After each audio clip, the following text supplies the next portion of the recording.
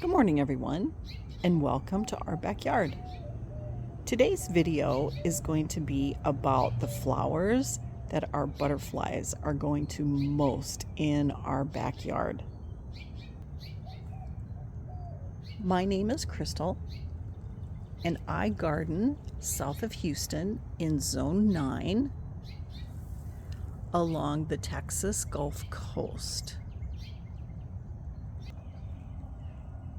It's the first week of June, and we have a lot of butterflies that are out and about all throughout the day. The one thing that they don't do is they don't necessarily fly very early in the morning.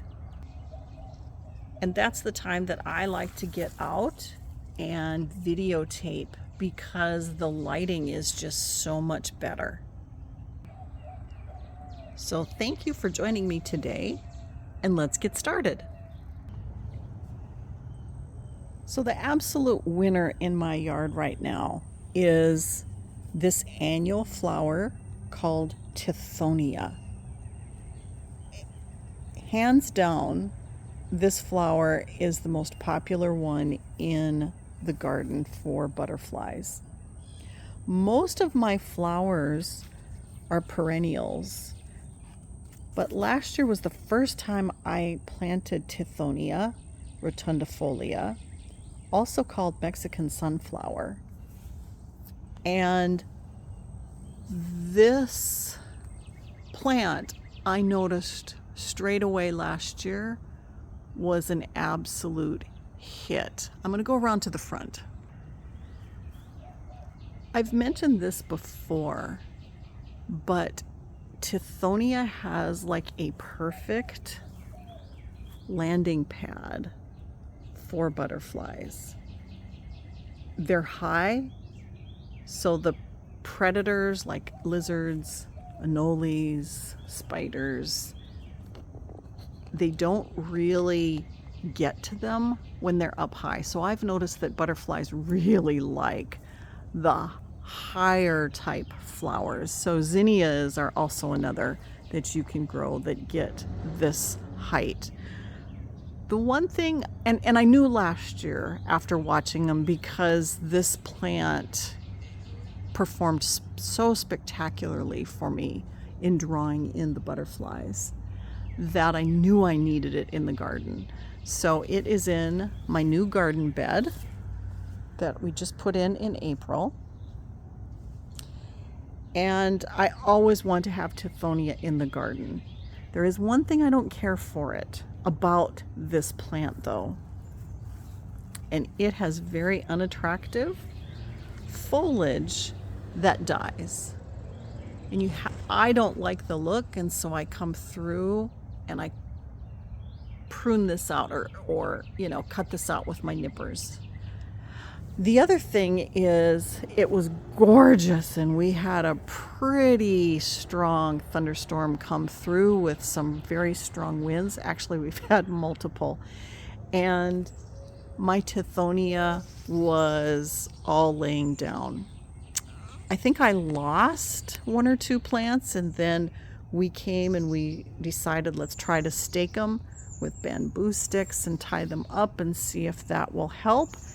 And I'm pleased that seemed to save them or work, if you will. So we'll see.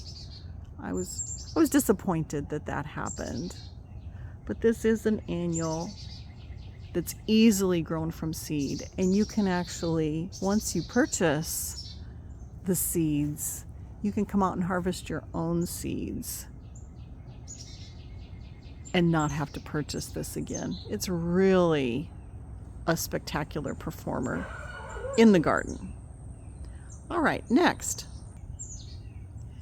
The butterflies have also been frequenting all the different salvias that I have. This one is a Mystic Spires. They have been enjoying this.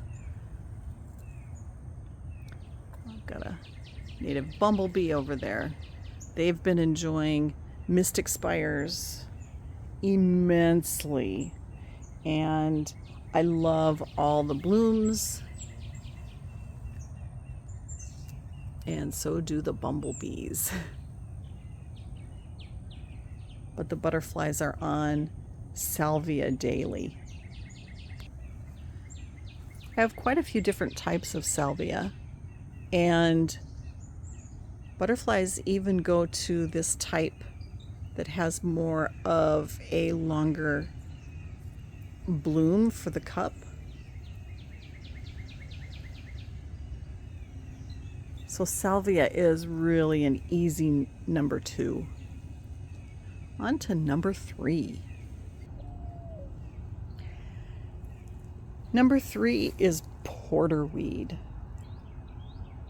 I have different colors of Porterweed in the yard that I have mentioned, and they don't seem to favor, butterflies don't seem to favor a particular color in my yard, but they do love Porterweed.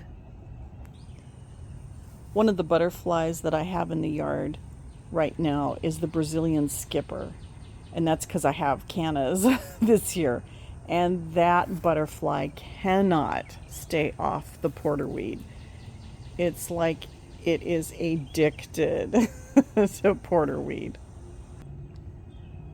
Because we have so many blooms for butterflies, hummingbirds, and native pollinators in the yard, butterflies have their pick of where they go to. And so those are, that I've shared with you, the top 3 are really where the butterflies are most of the time. But they also frequent and visit, I should say visit, other flowers in the yard that I have noticed this June. And so I'm going to go through those flowers because they're very important flowers in my garden for the butterflies throughout the year. Lantana is such a spectacular performer, especially in the hot summers, hot and humid summers down here. And so Lantana, even though it's not one of their top hits right now, they still visit it daily. I'll see butterflies on Lantana during the day. I've got now 3 different varieties of Lantana. And for those of you that don't care for Lantana because it has such a wide sprawling habit, you can buy Lantana now that is sterile and mounds. And this is known as mounding Lantana from the Bloomify series. And this is, without a doubt, my absolute favorite Lantana is this Bloomify series. Love it. And the butterflies love it too. A new plant for me this year is a native Texas flowering perennial called the Stoke's Aster. I love this flower, and the butterflies do too. I see butterflies on this every day. I only purchased 2 plants at the time. I didn't really know a whole lot about it, although one of the YouTubers that I follow has this in her garden, and Joe's Texas Garden, she's the one that really brought this to the forefront in my mind, that I thought I would like that. I would like to include that in my garden. So thanks, Joe. And I love the performance of this plant. So I only bought 2, unfortunately. Now looking back, I wish I would have purchased more.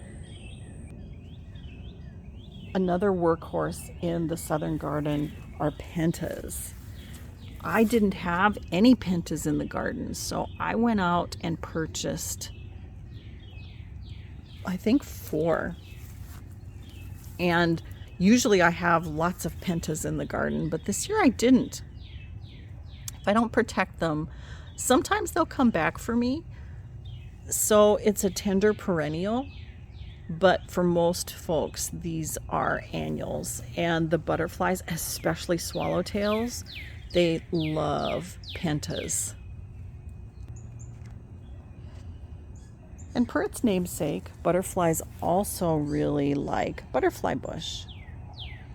And I don't have a lot of luck growing butterfly bush down here in the ground. We are just too wet with clay soil. And even when I would mound the butterfly bushes and grow them in the landscape, mounded high, so the crown was not deep, I still didn't have any luck. I have tried to grow 10 different butterfly bushes throughout the last, let's say, 4 years, and I only have 3 left, and those 3 happen to be in containers.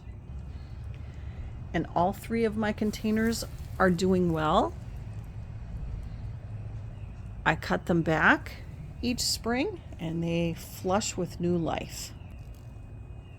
But I probably won't try to grow butterfly bush in the landscape again. It's just not worth it for me.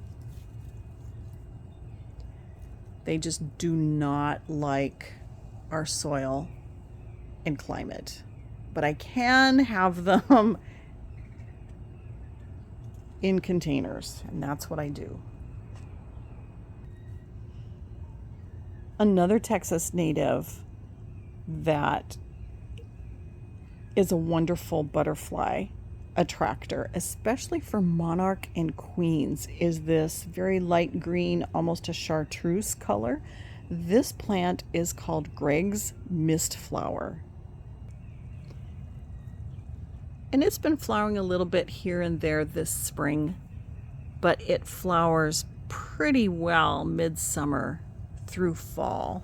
And it is a queen butterfly attractor. One of the things that I noticed is I have way more queen butterflies in my yard once I introduced this plant. Even though I have milkweed, and I have milkweed for the monarchs, and that's also a host plant for the queen butterfly, I just wouldn't have a lot of queens in the yard. A caution about Gregg's mist flower is it does like to travel. So I started with one plant, and this spring I had to really cut it back because I don't want it to take over this bed. But I really am happy to have this included just because of what it attracts. So when it starts to bloom,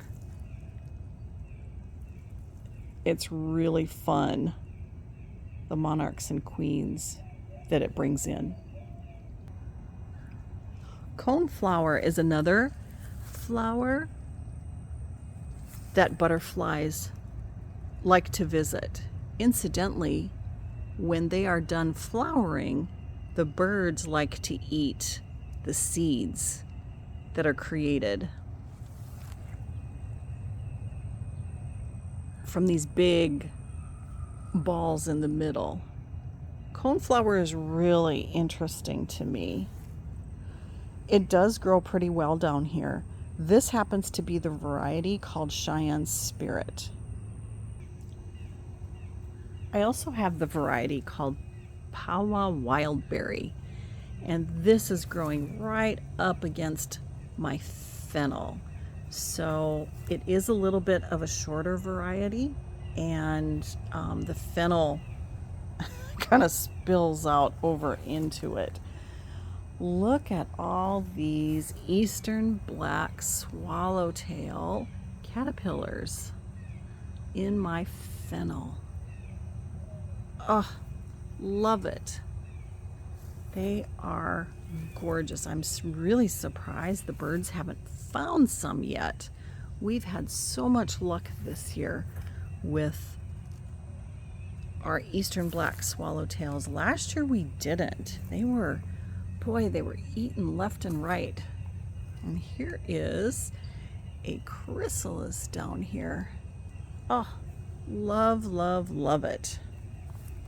But anyway, coneflower is not only a favorite of butterflies, but it's also a favorite of birds. Those of you that grow it, you know that the birds come down and just love these seed pods. And we'll pick out the seeds, the individual seeds. Verbena is also a favorite. It's a favorite of lots of different butterflies. This happens to be Verbena Whiteout by Proven Winners. And what's interesting is my hummingbird moths also just love verbena.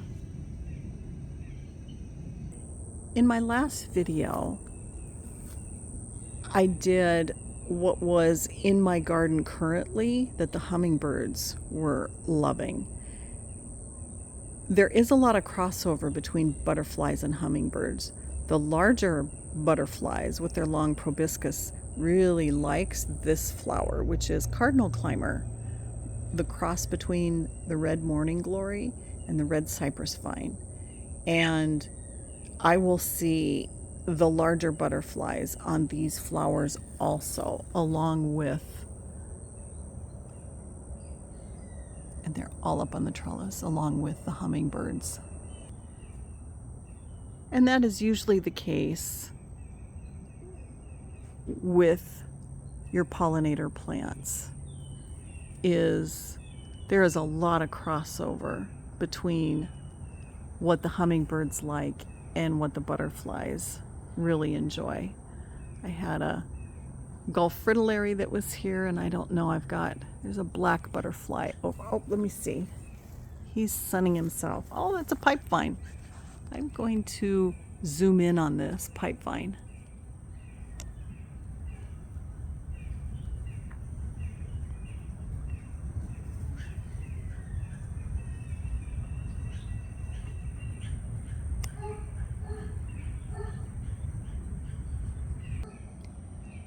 He was just sunning himself up there on the Salvia. So like I was saying, there is a lot of crossover that I will notice. And just because a flower maybe has a tubular shape to it, that doesn't mean that the butterfly isn't going to go down and get that nectar. Here is one of my passion vine flowers. The Gulf fritillaries, of course, this is their host plant, and they also will come to this flower. It's really a unique flower. In particular, the native bumblebees they're on this constantly. They love passion flowers. One flower that I don't have in my yard this year are zinnias, and they also attract butterflies very well. I've opted for Tithonia as opposed to zinnias. I am going to look to be adding zinnias to the yard this summer. I just haven't done it yet. But I do want to point out that's an annual that just performs beautifully also. And of course my flame Acanthus, which is a native, is just starting to flower. And butterflies really enjoy this dainty little flower also. It's a host plant to the Texas crescent butterfly, but it also provides nectar for butterflies and hummingbirds. So if you want butterflies in your yard, I highly recommend bringing in some host plants. That really does it. You can see there's some munching here. You bring in host plants to whatever butterflies you're interested in, bringing into your yard, and I guarantee you, you are going to have lots of butterflies. My John Fanick Phlox is just going to start blooming. Oh, I love this. It has really exploded and grown. I've started with one plant and it is now grown into multiple plants. This is an annual that was discovered in San Antonio actually, and it is a paniculata type phlox. I love this phlox. I can't wait for it to bloom to show you. Well, the sun is out and it is bringing with it gorgeous warmth that the butterflies love, but they're starting to fly. Unfortunately, this is also the time that's not great for filming because the colors and everything gets so washed out. What plants and flowers in your yard are really attracting the butterflies at the moment? In the comments below, it would be great if you shared what butterflies you're noticing and what plants they're frequenting. I know they're different for all of us. Most of my flowers in my yard are perennials or tender perennials, but I do have a few annuals, like my Tithonia. Well, thanks for joining me, everyone. I really hope that you all have a wonderful day today. And I hope to see you again soon.